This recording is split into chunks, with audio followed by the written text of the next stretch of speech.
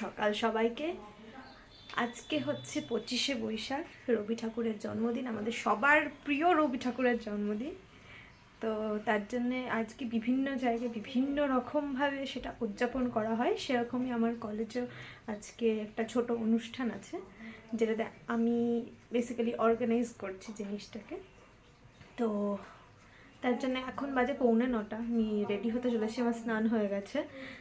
কাল অনেক রাত হয়ে গেছিলো শুতে, নাহলে আমি ভেবেছিলাম আরেকটু সকালে উঠলে, কিন্তু আমার উঠতে পারছিলাম না। কালকে রাতে অ্যাকচুয়ালি আমি বসে ওই আমার স্ক্রিপ্টটা লিখছিলাম। আমি যেহেতু সঞ্চালনাও করছি আবার নাচও করছি, তো ওই জন্য ওর যে একটা স্ক্রিপ্ট হয় ওটা লিখছিলাম, তো ওর জন্য একটু দেরি হয়ে গেছিলো শুতে।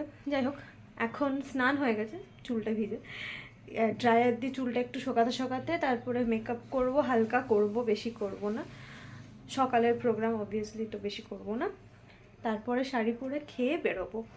আমাকে 9:45টার মধ্যে ওখানে পৌঁছে দেবো। আমার কাছে হাতে মাত্র 1 ঘন্টা টাইম, আমার অনেক কিছু করতে হবে, তো আমি জাস্ট স্টার্ট করি, জলদি সব কিছু করা শুরু করি। আমি যদিও সব ঠিক করে রেখেছি কি পরবো না পরবো, কিন্তু আমার লাস্ট মোমেন্টে আমার সব চেঞ্জ হয়ে যায় আর সব কিছু ওলটপালট হয়ে যায়। বাট আমি আজকে না করার চেষ্টা করব, দেখা যাক কত কী হয়।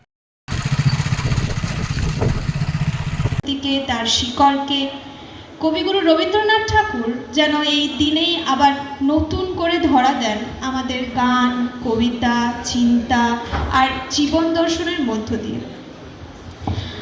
আমাদের আজকের অনুষ্ঠানের মূল ভাগ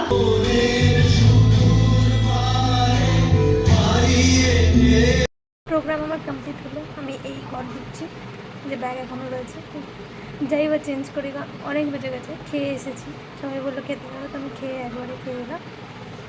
ভালো হয়েছে প্রোগ্রাম। তো ভিডিওটার পরে আমি কিছু ক্লিপিংস দিয়ে দেবো আমার নাচে, যাই বা চেঞ্জ করে নিলাম।